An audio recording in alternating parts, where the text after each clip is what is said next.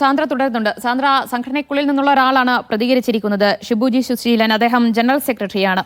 അദ്ദേഹം പറയുന്നു ഇത് ഉണ്ടായതിനെ ഒരിക്കലും സ്വാഗതം ചെയ്യുന്നില്ല, സംഘടന അതിനെതിരെ തന്നെയാണ്, സാന്ദ്രയ്ക്കൊപ്പമാണ് എന്നൊക്കെ പറയുന്നുണ്ട്. ശക്തമായ നടപടി തന്നെയാണ് സംഘടന എടുത്തത് എന്നൊക്കെയാണ് പ്രതികരണം. എന്താണ് പറയാനുള്ളത്?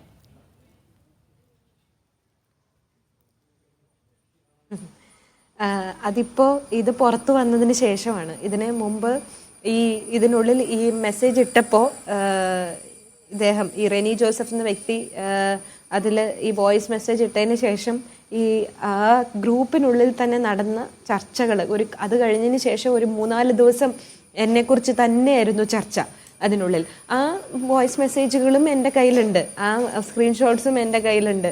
അപ്പോൾ എങ്ങനെയാണ് അന്ന് തന്നെ അദ്ദേഹത്തിനെ എടുത്ത് പുറത്താക്കിയെന്നും പിന്നീട് ഇതിനെക്കുറിച്ചൊന്നും സംസാരിച്ചിട്ടില്ല എന്നും ശ്രീ ഷിബു സുശീലിന് പറയാൻ സാധിക്കുന്നതെന്ന് എനിക്കറിയില്ല. അത് ഒരു കള്ളമാണ്. കാര്യം എനിക്കറിയാവുന്ന കാര്യമാണ്.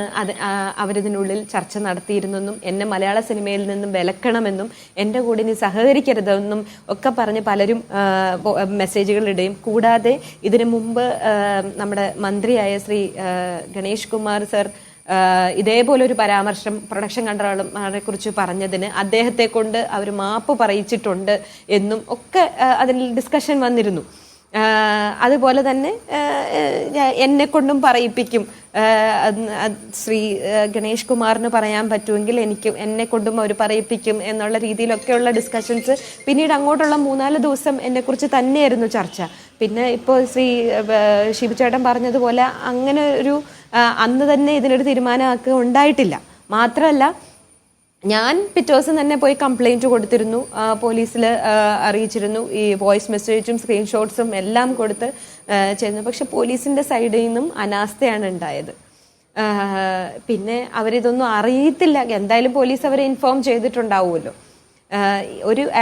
ഒരു ഗ്രൂപ്പിൽ, ഇതുപോലൊരു ഗ്രൂപ്പിൽ 15 പേര് അഡ്മിൻ ആയിട്ടുള്ള 450 പേരടങ്ങുന്ന ഒരു ഗ്രൂപ്പിൽ ഇത്രയും മോശമായിട്ടുള്ള ഒരു വോയിസ് മെസ്സേജ് വന്നിട്ട് അവര് വേണ്ടേ ആദ്യം അതിനെ പ്രതികരിക്കാൻ, അവര് വേണ്ടേ ആദ്യം അതിന് കംപ്ലൈന്റ് ചെയ്യാൻ? എന്തുകൊണ്ട് ചെയ്തില്ല? എന്തുകൊണ്ട് ഒരു ക്രിമിനൽ ഒഫൻസ് നടന്നാൽ അവിടെ ഇലക്ഷൻ ആണെന്ന് നോക്കേണ്ട ആവശ്യമുണ്ടോ? അന്ന് തന്നെ ഒരാളെ പുറത്താക്കേണ്ടതാണെങ്കിൽ അന്ന് തന്നെ പുറത്താക്കണ്ടേ? അതെന്തുകൊണ്ട് ചെയ്തില്ല? യെസ്, ഇതിപ്പോൾ ഒരു കേസായി മുന്നോട്ട് പോയപ്പോഴാണ് ഇങ്ങനെ ഒരു നടപടി ഉണ്ടായിട്ടുള്ളത് എന്നത് എന്തായാലും വ്യക്തമാണ്. ഇനിയിപ്പോൾ സാന്ദ്രയുടെ ഒരു തുടർ നീക്കം എന്തായിരിക്കും? ഈ കേസുമായി മുന്നോട്ട് പോകാൻ തന്നെയല്ലേ തീരുമാനം?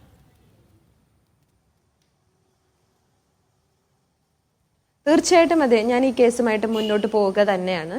കൂടാതെ ഞാൻ ഇനി DGPക്കും മുഖ്യമന്ത്രിക്കും വനിതാ കമ്മീഷനും വിജിലൻസിനും കത്തെഴുതുന്നുണ്ട്. കാര്യം ഇത്രയും നാളായിട്ട് ഈ കേസിൽ പോലീസിന്റെ സൈഡിൽ നിന്നും ഒരു മെല്ലെപ്പോക്കാണ് ഉണ്ടായത്. അതിന് അന്വേഷണം ആവശ്യപ്പെട്ടുകൊണ്ട് ഞാൻ എന്തായാലും അവർക്കും കംപ്ലൈന്റ് കൊടുക്കുന്നുണ്ട്. യെസ്, എന്തായാലും ഇതിപ്പോൾ വിവാദമായതിന് പിന്നാലെ, അതായത് പോലീസിൽ നടക്കം വലിയ അലംഭാവം ഉണ്ടായി എന്ന വിവാദത്തിന് പിന്നാലെ ഈ കേസുമായി ബന്ധപ്പെട്ട ആരെങ്കിലും ബന്ധപ്പെടുകയോ കാര്യങ്ങൾ വിശദീകരിക്കുകയോ ചോദിക്കുകയോ ചെയ്തിട്ടുണ്ടോ സാന്ദ്ര?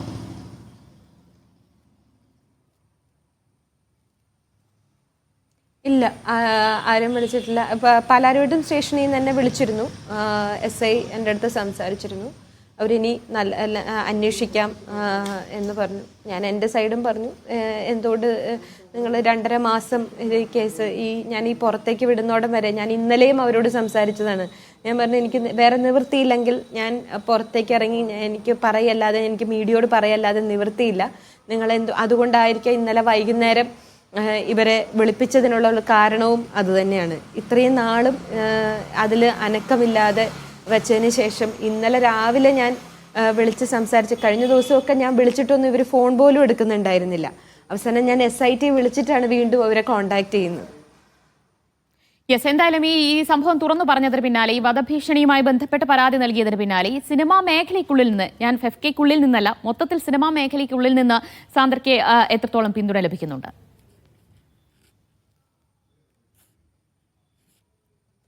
അത് ഭയങ്കര സമാധാനവും എന്താ പറയുക, ഒരു ആശ്വാസമുള്ളൊരു കാര്യമാണ്. ഒരുപാട് പേര് വിളിച്ചിരുന്നു, ഞങ്ങൾ കൂടെയുണ്ട് എന്നൊക്കെ പറഞ്ഞ് വിളിച്ചിരുന്നു. അതിൽ സന്തോഷമുണ്ട്. കൂടാതെ അതിലേറ്റവും സമാധാനവും ആശ്വാസവും നൽകുന്നത് ഫെഫ്ക യൂണിയനിൽപ്പെട്ട ഒരുപാട് ആളുകൾ, ടെക്നീഷ്യൻസ് ആയിട്ടുള്ള ഒരുപാട് ആളുകൾ ഐക്യദാർഢ്യം പ്രഖ്യാപിച്ച് നിൽക്കുന്നുണ്ട്. ഞങ്ങളുണ്ട് ചേച്ചിയുടെ കൂടെ, ഞങ്ങളുണ്ട് എന്ന് പറഞ്ഞ് വരുന്നുണ്ട്. ഞാൻ തരാൻ തെളിവ്, ചേച്ചിക്ക് എന്ത് തെളിവാണ് വേണ്ടത്, ഞാൻ തരാമെന്ന് പറഞ്ഞ് പലരും വരുന്നുണ്ട്. അത് ഒരു ആശ്വാസമുള്ളൊരു കാര്യമാണ്, സന്തോഷം നൽകുന്നതുമാണ്.